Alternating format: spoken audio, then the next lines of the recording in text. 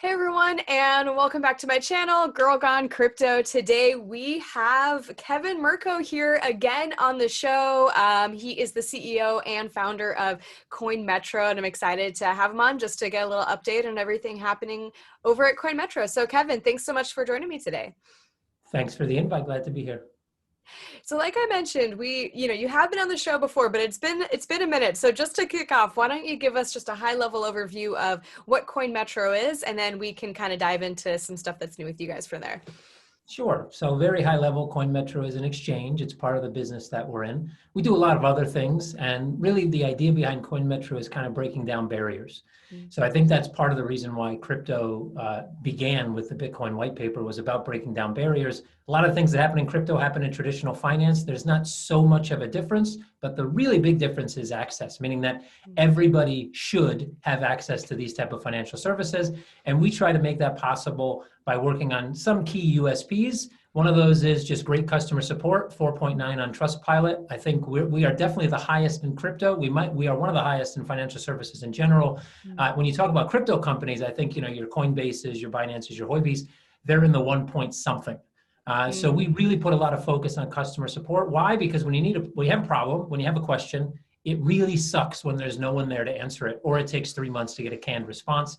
So we work really hard on that aspect. UX, meaning that the user experience is easy. You can come in, you can do what you need to do, whether you're going to swap from one currency to another, buy your first Bitcoin, instantly deposit USD, pounds, or euros onto the exchange from your bank account. It's all easy. It all takes a few clicks. Anyone can do it. And most of the time, you're not going to have a question while you're going through that onboarding process and getting your first, Bitcoin bought or Ether bought or et cetera. So we try to focus on those two main pillars. And then we just build product. We build stuff that people want. We build things that our community says they want. We're really community centric. We deal a lot with people inside our community. We do lots of AMAs. We do lots of interactive things with all of our customers and people that aren't our customers that are inside of our community. So, and we try to, even though as we grow and scale, we try to keep those, USPs at the heart of the company. So we try to scale with those intact. So I would love to hear maybe a little bit more on how it is that you guys are able to differentiate yourself so much on the customer service piece of things, because that's a really huge difference, right? In terms of ratings, like you were just talking about Trustpilot. Like, I know for myself, I have waited many months for responses from Coinbase and Binance US and various places, and it's really frustrating and sometimes hard to get support, right? And so, like, what is it that you guys are doing differently? Sure. So, I mean, everything in life, I've come to learn, after 40 some odd years on this planet, that most of the things to really do something really good in life is actually pretty easy. There's no real secret sauce, to success. There's no real secret sauce. Nobody's really better than someone else. You don't have to be a genius. You don't have to, it's none of that. It's just about perseverance, and it's about sticking to the plan.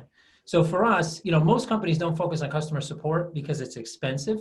It's difficult, and it's hard to maintain as you grow, because customer support's a hard job to do, but it's not the highest paid job, unfortunately.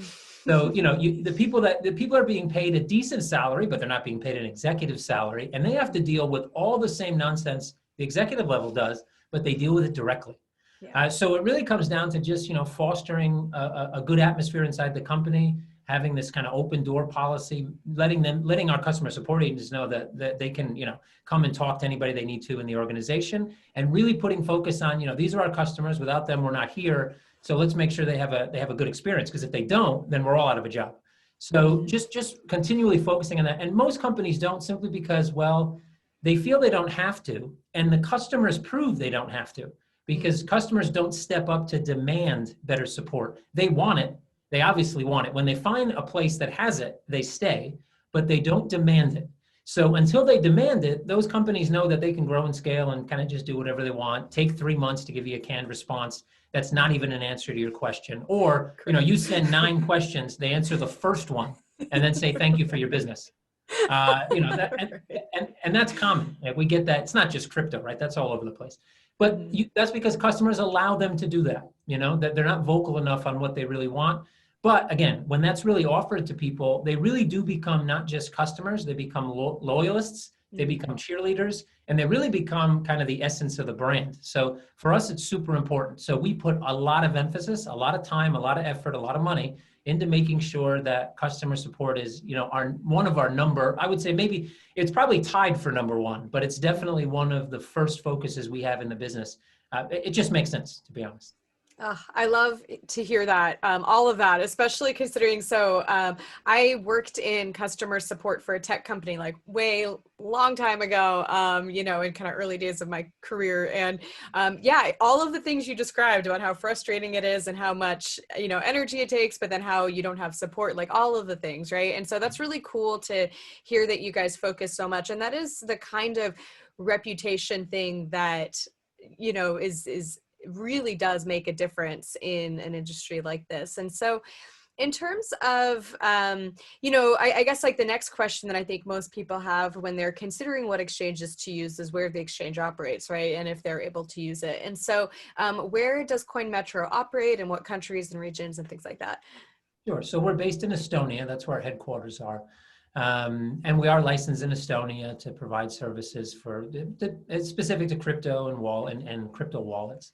But we do have additional licensing and registration in different parts of the world. For instance, we are registered with FinCEN as a foreign money service business in the US and do business in 47 states. The 3 states I think we don't do business are Hawaii, Washington State, and I forget New York. Yeah, you're right. I don't know how I forgot the one that everybody knows about, the good old BIT license.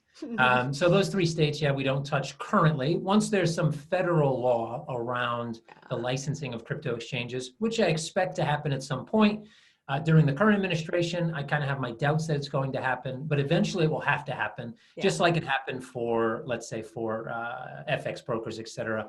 Where there's a federal license, a license that covers the entire U.S., not just state by state, then we will probably be more active in putting a physical presence in the U.S. But we still have instant USD deposits by ACH, really easy, couple clicks, you can deposit money right from your bank account. It's there right away. It takes 5 seconds. So we do service the U.S. and we service it quite well, but we do so as a foreign money service business rather than one that's actually inside of the U.S. And we also have a company underneath our parent company, which has an EMI license in the EU, which is electronic money issuance. It's an EMI agent license that allows us to do electronic money business, which basically means IBAN accounts and debit cards and providing internal transfers between accounts and all those good things. And those are services that we've started now to begin to incorporate into our dev cycle. And probably by the end of the year, we'll start rolling out the first services in Europe about like neobank services. So something like Revolut or Monzo or, any of these companies that people are well aware of or understand what they do. So we'll be adding in those services as well. But yes, absolutely. We service clients from 100 and some odd countries.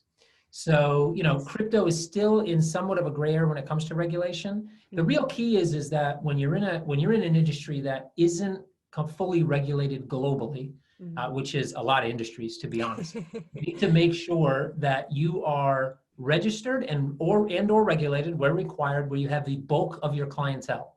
Regulators won't necessarily come after you because in this specific state, in this specific town, or this specific region, you don't have the paperwork that is required if you're not really, based there or focused there. You just happen to have a few clients. But when you have no regulation, when you're registered nowhere, when no one really understands what you're doing in terms of KYC, AML, are you really checking things? Are you trying to stop money laundering? Are you doing this? Are you doing that? That's when every regulator comes on and piles on top of you. And that's kind of what we're seeing now with the likes of Binance, for example. We see lots of news stories about Binance because Binance historically has done nothing. And that's a problem.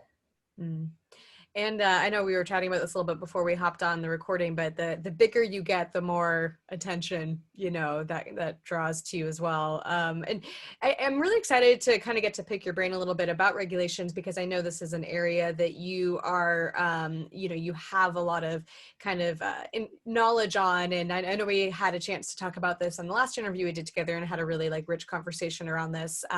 But in terms of how you guys approach regulations and even just in terms of where you see the industry going, it seems like we're definitely heading more down the regulated path as more governing bodies are paying attention to crypto and wanting to kind of figure out what they're doing. Where do you kind of see that segment of our industry going over the next few years?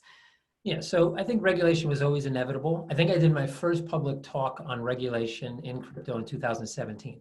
Mm. And there's a video somewhere floating around. It might be on our YouTube channel at CoinMetro.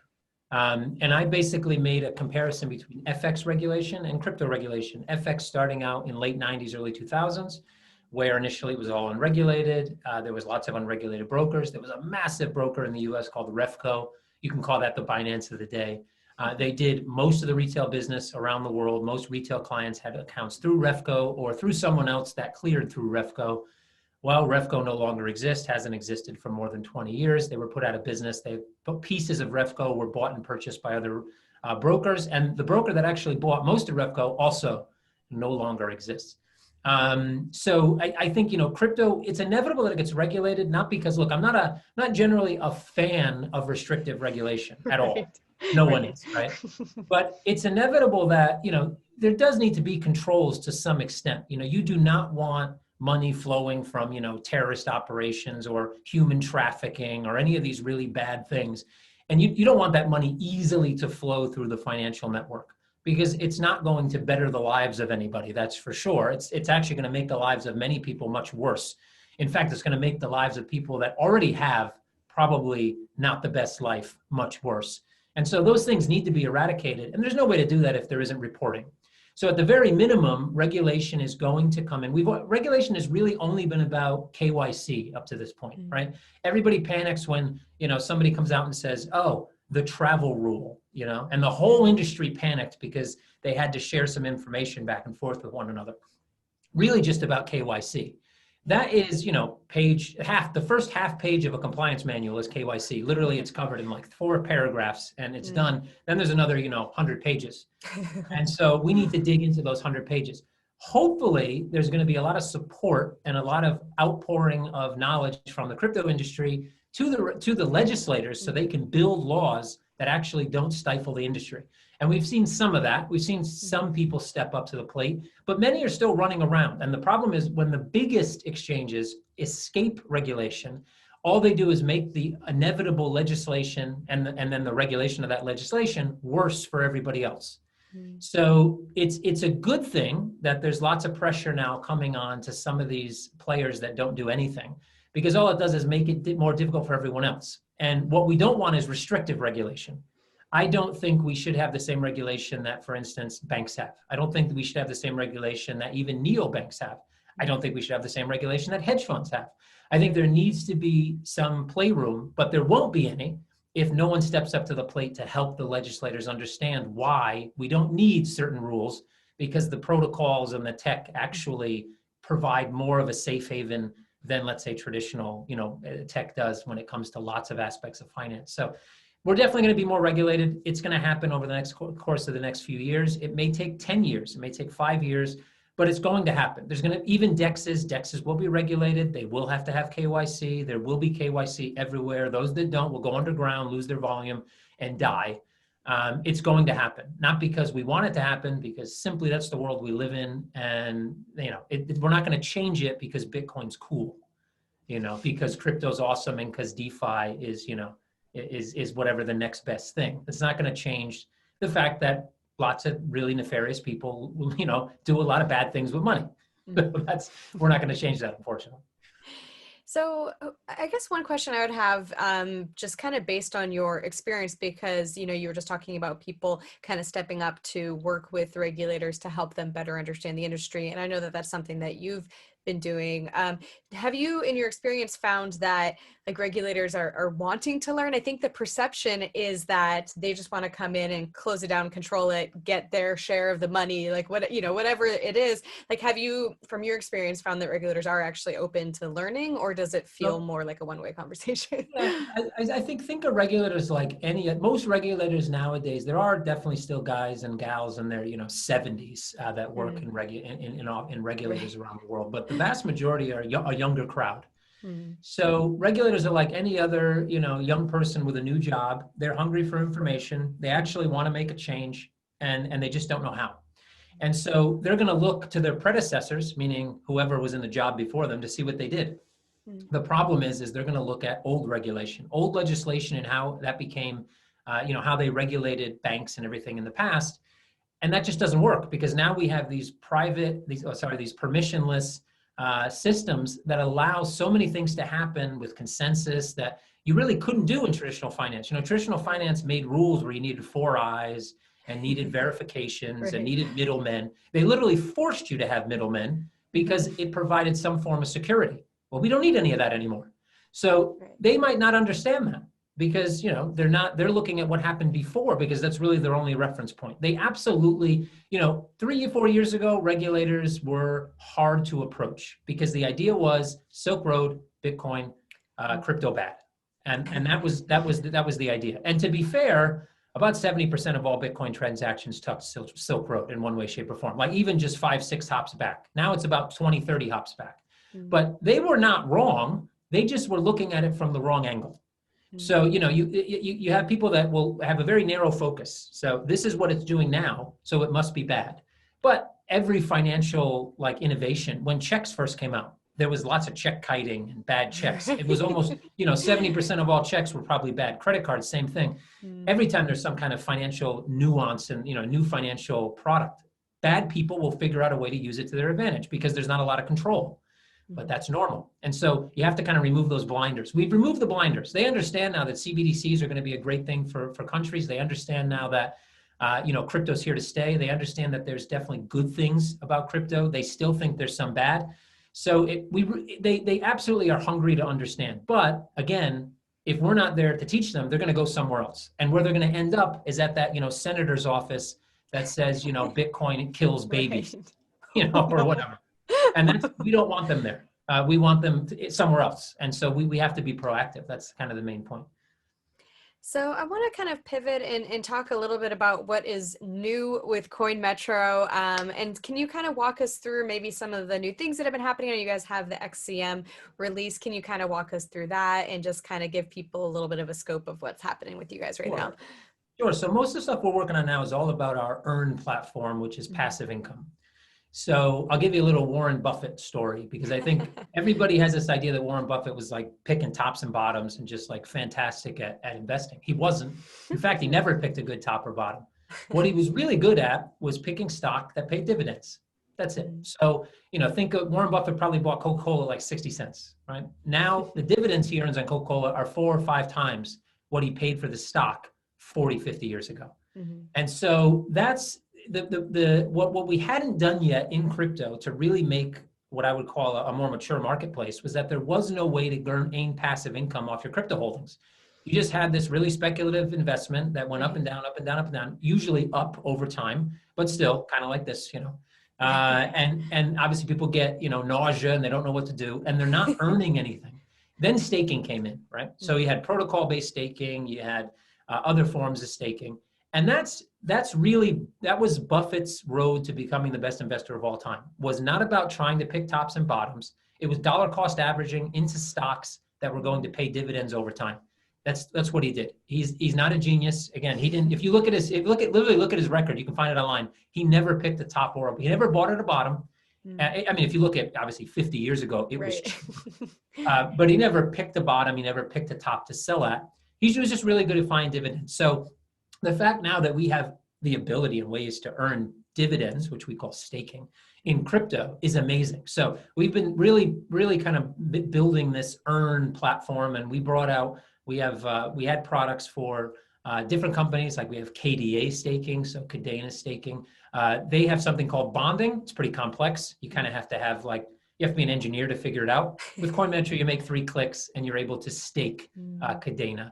We do the same thing for Flux, which is one of the first products that we launched. Flux, couple clicks, you're able to stake your Flux. And we just recently launched Xcm Staking.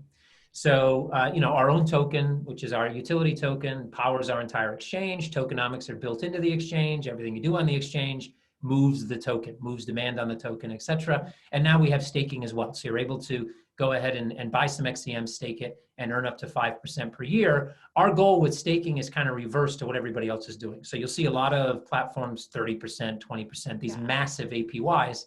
They do that because they probably are paying 2 to 3% based on the assumption that everything is going to be staked at some point, or the vast majority, but because only 10% is currently staked, they're paying 20%. In reality, they're paying 2% on a much larger sum, and or they're simply paying out of treasury. And at some point, that's going to go from 20, 30% to 2. Those type of returns are simply not plausible over time, because at some point, the demand for the interest outweighs the ability to create it.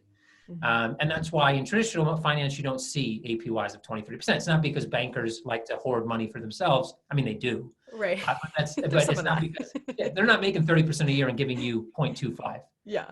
They're making 3 to 4% on average a year and giving, which still sucks. But there's no ability to do that in the real world, especially as the market grows. So our vision of that is a bit different. We pay you what we can now based on actually what we can earn from that from that money being staked on the platform. And we plan to actually grow that over time. So it might be 5% now, maybe it's 8% in a year, maybe it's 12% in 2.